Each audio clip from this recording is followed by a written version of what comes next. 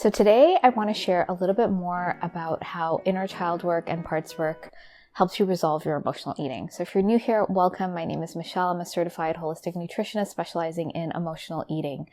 So emotional eating is a coping mechanism that we would have developed when we were in a childhood. And if you were like me going on this journey, you probably tried everything you could find to resolve this pattern. So you tried the diets, the exercise plans, maybe you tried therapy, and nothing really seemed to work to help you resolve this. So I tried everything I could holistically that I could get my hands on, along with the diets and all of the crazy things like that. And nothing seemed to work to help me shift this pattern. And I had to start doing things a different way. I had to start figuring out when I was triggered. I had to figure out what I actually needed. And along that journey, in a way, I was creating a place for me to get my deeper needs met without forcing or trying to fit myself into a box. And so as I moved through that journey, I eventually just resolved my emotional eating because I knew what to do. And I became a holistic nutritionist, and I wanted to just help women have a healthy relationship to food, but I found a lot of them had the same struggles I did. And so I was doing the same things, the same meditations, and helping them with that. And there was a point in my life where I had to dive deeper into my own emotional needs and my own trauma. And I was introduced to this modality. I was actually seeing this practitioner, and I was introduced to this modality of somatic work with parts work and inner child work that she had developed. And she eventually became my mentor, and I took her program. And what I found when I was going through that process myself, that there was a real life, tangible way of moving through this emotional eating pattern. I adopted that for my program because I was just doing what I intuitively was guided to do, what I had created on my own. But here was this sort of model I could use to go even deeper and have that support for my clients, not just because I did it for myself, but because there was a tangible process. And so that's what really helped me start seeing inner child work and parts work as part of this process. And so when I'm working with clients with emotional eating, this is a big part of it. It doesn't mean we have to go and start healing all our childhood wounds or all our traumas. That's a lifelong journey of things coming up. But we have to be aware that this pattern starts in childhood, and there are certain needs we didn't have met, and it doesn't matter how much we try to eat well or nourish ourselves or force ourselves not to emotionally eat. If we don't get into that deep root in the body and start resolving it, we won't shift our emotional eating pattern. And so that's where inner child work and parts work come into play.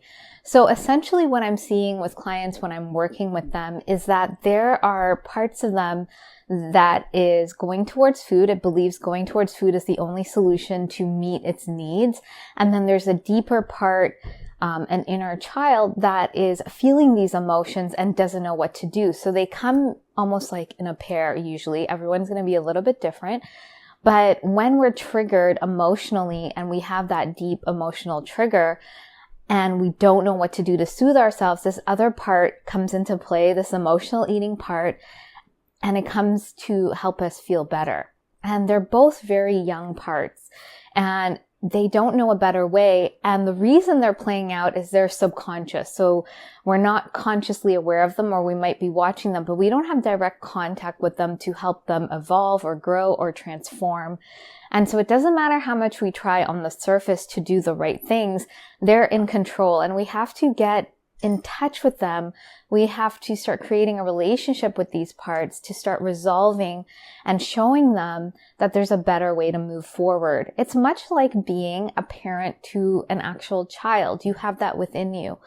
And if you are a parent, you know that you need to guide your children. You need to help them. You need to give them tangible steps to do things. Your nervous system is more evolved than theirs. So when they're going through emotions, you need to be able to calm them, guide them through emotions, get them to calm, help them see maybe a new way forward, give them some suggestions. And it's the same thing we need to do internally. Because I guarantee if you have this emotional eating pattern, you most likely didn't have parents or caregivers that were able to model this to you. And I'm just saying that based on my own experience and from the women that I've worked with. There are some cases where, yes, you had parents that did the best they could, but there are still traumas that are created in our lives. For instance, my son, I do this process with him, and he's experienced things in his life that weren't resolved. For instance, when he was 3, there was something that happened at the park and he felt really unsafe. And I was, there were these kids throwing things and being really aggressive, and I had to stand up and, sort of advocate and create safety. But he in that moment was frozen. And even though I was with him and I took him home, that kind of got trapped in that moment. And so that comes up to play and we have to resolve it. It's not tied, he's not an emotional eater, but it comes up in other areas of his life. So that's an example of where that might have happened. But for the majority of clients, and I think people in the world, they have parents that they didn't have this modeled to them by their parents, so they didn't know how to do that for us.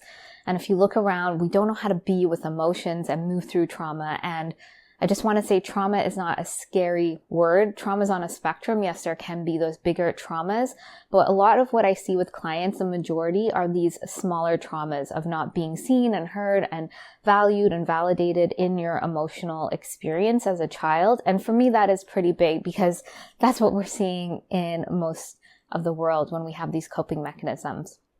And so when I'm working with clients, this is a key part in resolving this pattern. We are, as a conscious person, learning how to navigate and give ourselves and meet our true needs. So we're learning how to meet our true needs.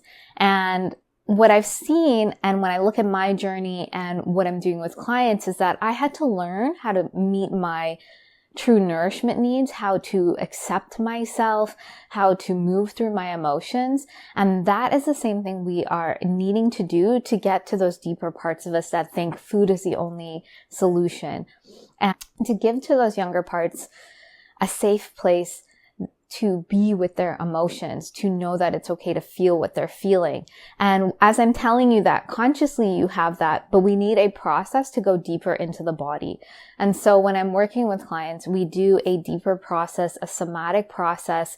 It is about really resourcing yourself, making sure you are as solid as possible in your own sense of being and calm, so that we can access those parts of you that are running this pattern, that are not calm, and start working with them and meeting those deeper needs on a body level and integrating it, and then seeing there's a new way forward. And this is a somatic process, an embodied process. And so right now, there's no way I could guide you through that unless I'm working with you. This is a deeper process that at first, when I'm doing sessions with clients, I'm modeling that to them and holding that space for them. And then I also give them meditations that are similar to what we do together, so they can start learning to do this for themselves, and that they have support in between, coaching sessions or, weekly support. And then they have this to move forward beyond the program. And so this is how we start resolving this pattern. There's just essentially a part of you that thinks emotional eating is going to meet your deeper emotional needs. And we have to teach it and show it how to actually meet those needs. And right now you don't have those skills because you're not able to get into that part and teach it what to do. Because a lot of my clients, they dismiss their emotions or they have a little annoyance. It's important, these little things that are happening throughout the day, they're feeding into that trigger to make us emotionally eat, because we don't have another way to move through our emotions and our distress. And when we're able to support ourselves and move through those emotions, a beautiful thing happens. Just much like a child that's crying or going through a tantrum, they calm down. And what happens to a child when they calm down? What's their natural state? They have lots of energy. They're joyful. They're happy. They're moving through life with ease and wonder. And that's what we open up inside ourselves when we integrate that time and time again. We open up more space to live life. We feel literal ease and peace in our body. We're more confident around food because we know it's not about the food. We know how to nourish our body. We're more at ease in our body because we're physically releasing that tension and that sort of contraction in our body where we're holding, these emotions. and we can move forward and go after what we want in our life. And so this is a process that is so impactful and so important and is sort of the core of what I do with clients. There are a lot of other pieces, but I just wanted to touch on that so that you're not trying to just consciously fight and willpower and be stronger and fight that part of you that's emotionally eating. Because that part of you that's emotionally eating doesn't know a better way, and you haven't come into contact with it in a deep and meaningful way to help it transform. So it's like if you see a child crying in the corner, and you're yelling at them that they should know something that a 25-year-old should know. That doesn't make sense. We have to help support it and show it and how to be that safe space and that it is being supported by you. So that's a little bit about how that works. I hope that was clear. If you have any questions about it, please let me know. This has been so powerful for my life and for my clients. And I think this is a really big missing piece in the puzzle. And it was something that I couldn't find when I was resolving my emotional eating. So if you would like to get started on this journey, you want to start resolving your emotional eating, the best place to start is to start noticing your pattern. So we're not going to jump right into parts work. You need to do that, with a practitioner at first to start learning this. But what I would say is you can start learning to discern true from emotional hunger and start catching your triggers. And I have a free guide for that. You can find the link below. And as you're doing that, it's going to give you more awareness. And when you're ready to go deeper to finally resolve this pattern and you want that support, you want to actually sustainably resolve this and meet your deeper needs and get to ease and peace and confidence around food and in your body in a sustainable way, then I'd love to invite you to find out more about my 12-week program, the Emotional Eating Evolution Program. This is a step-by-step process. There is a support through coaching and one-to-one private sessions. There is the process and accountability to help you move to the other side. And finally, just live your life, not be at the whim of this pattern. So I just want to say thank you so much for watching. Please be sure to like and subscribe, and I look forward to sharing more with you, and I hope you have a great day.